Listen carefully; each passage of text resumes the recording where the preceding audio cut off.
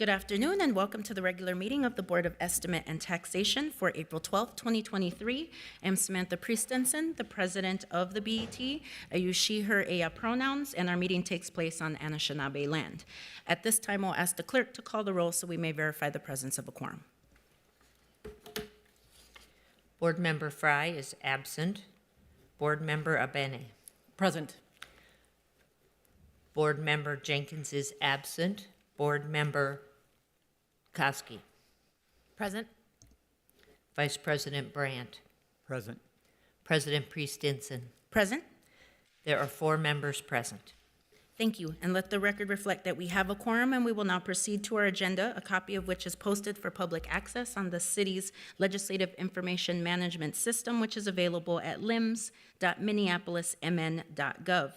We now move to the adoption of our agenda, which you have before you. Board members, may I please have a motion to adopt the agenda? Is there a second? Second. We have a proper motion before us. Is there any discussion? With that, seeing none, all those in favor say aye. Aye. Aye. Those opposed say nay. The ayes have it, and the agenda is adopted.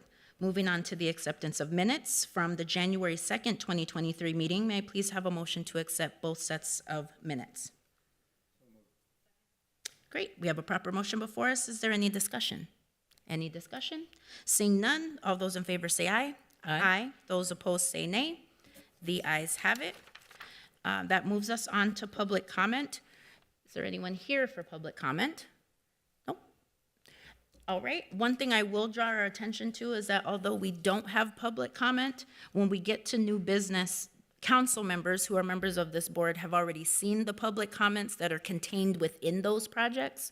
We will only be doing a receive and file today of bonding, but for those members that are not council members, we have not seen those comments, so I just want to call out. Normally I read them, but since we're not taking a vote today, I won't do that. The only projects that do not have public comment are number 4, the 4th Avenue South Street Resurfacing Project, and the 37th Avenue Northeast Street Reconstruction Project. So in preparation for when this does come up for a vote, I just wanted to call that out so that those members that haven't seen them have the ability to know you got to dig in. You can find them by clicking on the legislative file for each of those items. We will move on to discussion. Item 5 on our agenda is a presentation from Abdo Financial Solutions, and I welcome Jean McGann and her colleague Brenda Davitt to give us that presentation. Good afternoon. Well, thank you for having us here today. I'm Jean McGann. I'm a partner at Abdo, and I have Brenda Davitt with me here today as well, and she's a senior manager for our Abdo Financial Solutions group. So today what we wanted to do is to really provide some options to the BET on what we should be focusing on for the rest of this year.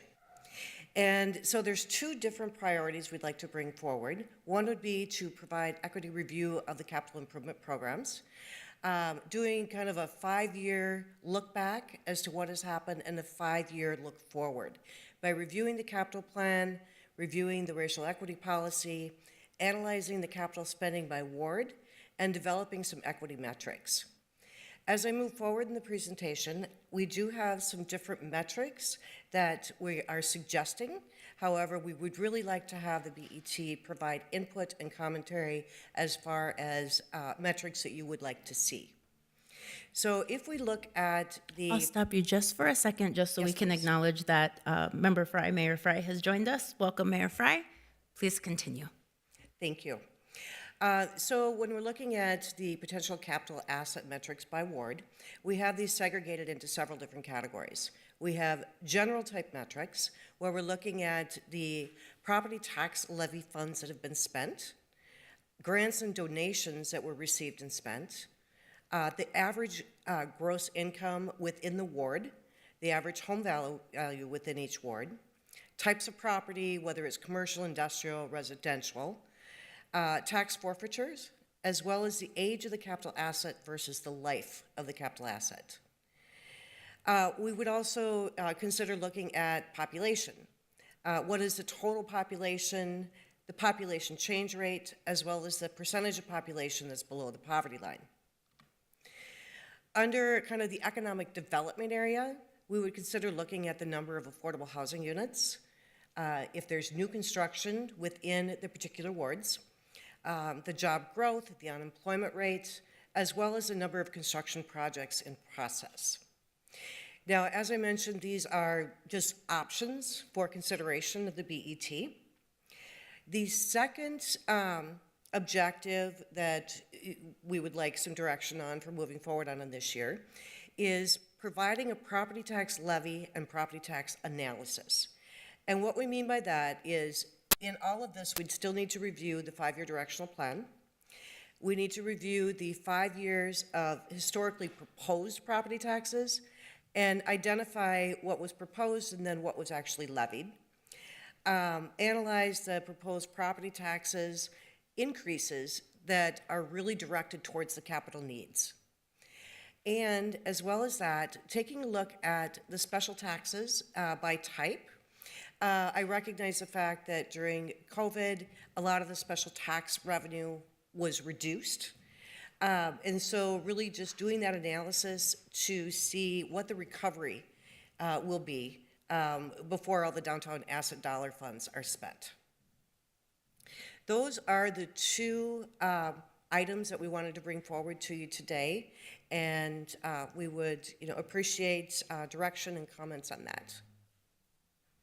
Thank you for that, and I also want to acknowledge that Council President Jenkins has joined us. Welcome and good afternoon. So we just got to the questions portion. It was not a long presentation, but you do have it in front of you. I also want to recognize that our Parks Board Commissioner does need to go to another meeting, so I'm going to start with those questions first to respect her time. Thank you so much.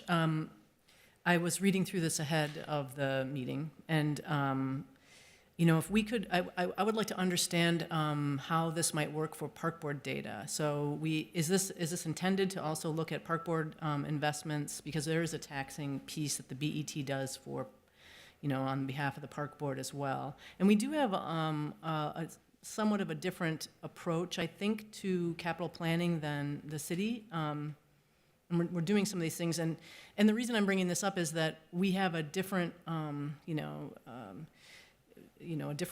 don't have wards, we have our districts, and I think it would be helpful, but we have a head start on that. So I guess I'm wondering, what could we do to integrate the Park Board's planning and actual investment into this analysis?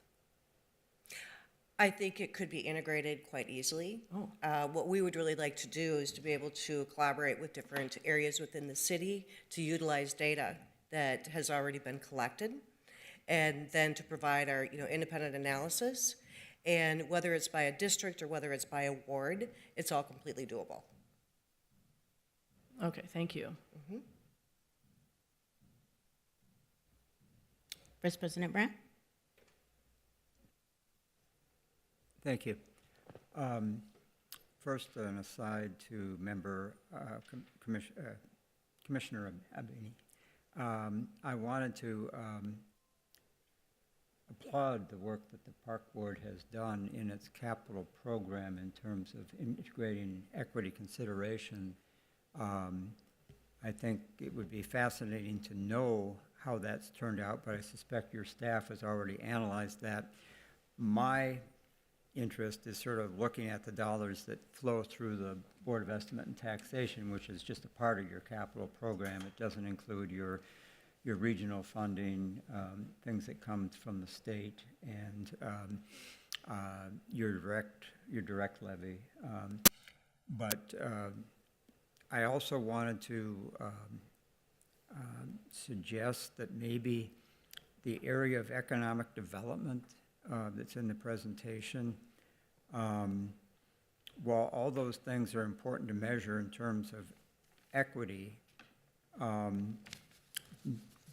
most of them don't really flow through the Board of Estimate and Taxation. We don't bond for affordable housing units. We don't bond for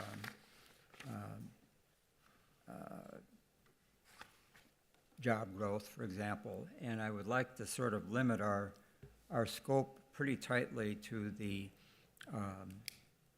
capital improvement program as it's adopted by the council, both passed and proposed, rather than straying too far outside of those bricks and mortar road and bridge projects.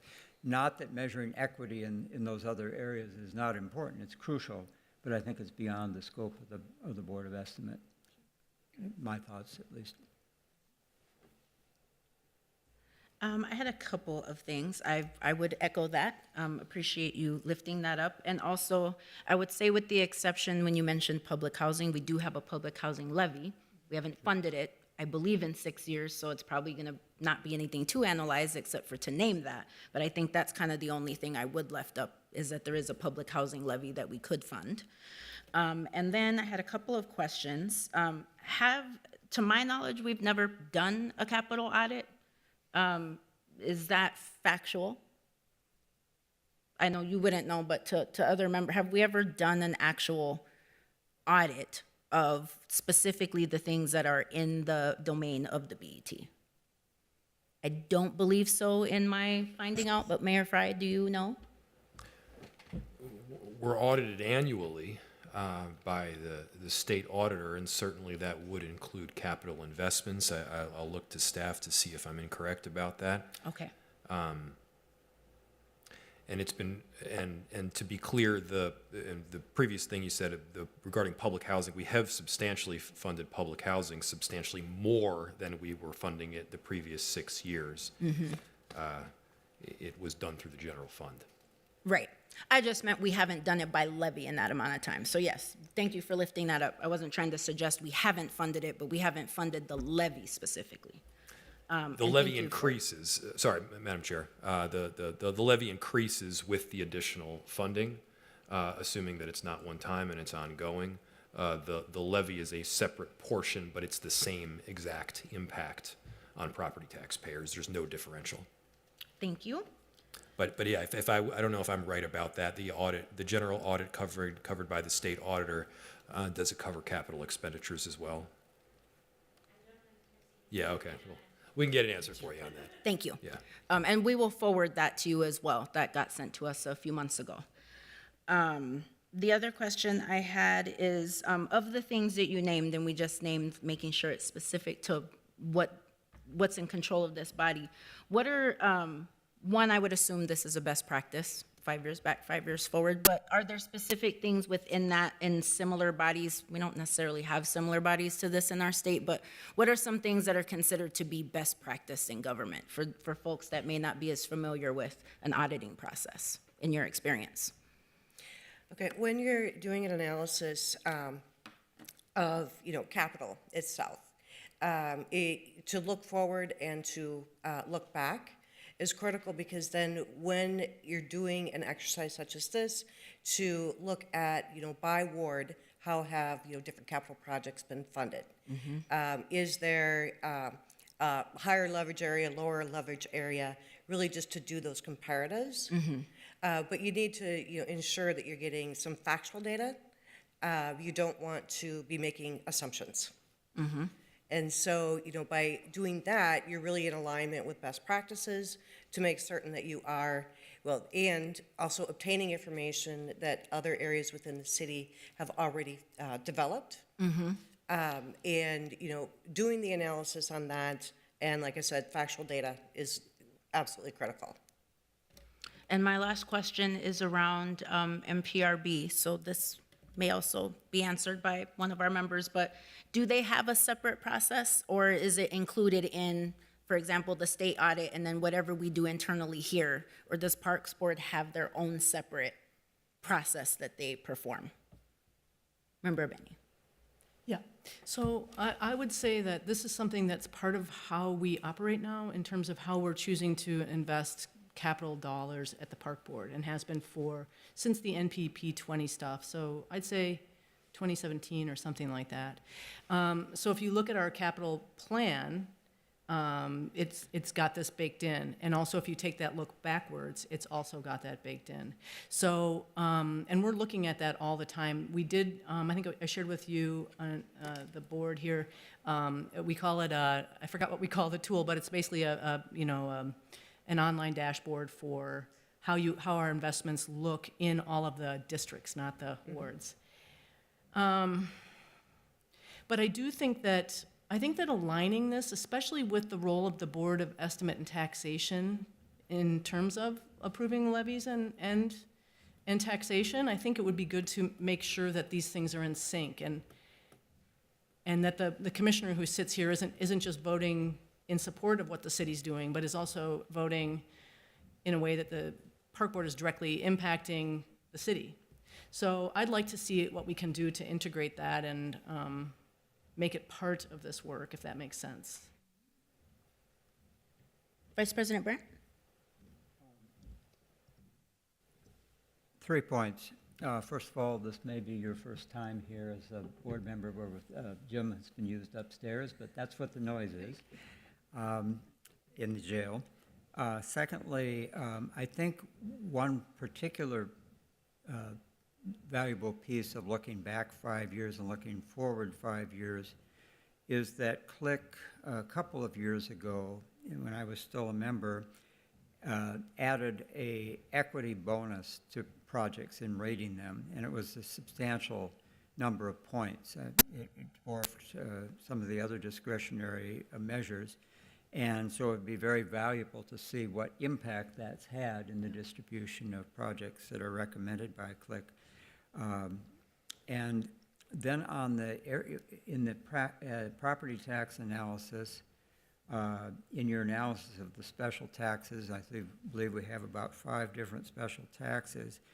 I would very much like to have see a flow chart that traces the path of those dollars. Some support certain things, some support other things. Some go into the Target Center renovation, some go into the convention center, some go into the Downtown Assets Fund, or directly or indirectly to these uses, and then of course there's the general fund. And I've asked before, when we've had our quarterly financial reports, to get something that shows the actual flow of dollars, and I haven't gotten it yet. So to the extent you can pull that together, I would find that very valuable in considering the flow of those dollars. Okay, thank you. Are there any other questions? Mayor Fry? Thank you, Madam Chair. I got an answer back. On the previous question, I was correct. The state does do an annual audit, which does include capital expenditures. Thank you for that. Are there any other questions? All right. Well, thank you for that. And this is the first of many. We'll have them come back from time to time to let us know what they're working on, progress. Also, if there's needs, as the president of managing the contract, if there's things you're interested in as board members, information that you need, please send those my way so that I can get that information. And when they come back to present to us, we can all get what we need from them. So thank you for that. And then last, which is a quick item, is item 6 on the agenda, which is the bonds requests listed. Well, before I do that, clerk, will you please receive and file the presentation? Thank you again both for being here. And now, item number 6, receiving the bond requests listed in the transmittal memo. Again, this is just a transmittal memo for which the Board of Estimate and Taxation will consider approving the issuance of bonds at a future meeting. Colleagues, does anybody have questions or comments regarding the transmittal memo? Vice President Brandt. I have one question that I'm hoping Mr. Hoppe could help us with. These projects, what we're considering today and reviewing is just the submittal of the assessment bond list, a fairly routine matter for the board that goes through our agenda. But some of these projects are also supported by net debt bonds for another portion of their funding. Is there a particular reason that the assessment bonds come through differently from, say, the net debt bonds for these projects? For example, different authorities, statutory authorities, rather than the project coming through as a package, maybe all at once with its bonding? President Priest-Denson and Vice President Brandt, we do package them in a common basis. So there are different statutes that impact the different kinds of projects and the different financing that's involved. So these special assessment projects, I believe it's chapter 429, that has us treating them in a certain way. And I think it's been mentioned that we'll finance these at a later date. The net debt bond portion, so you do see that.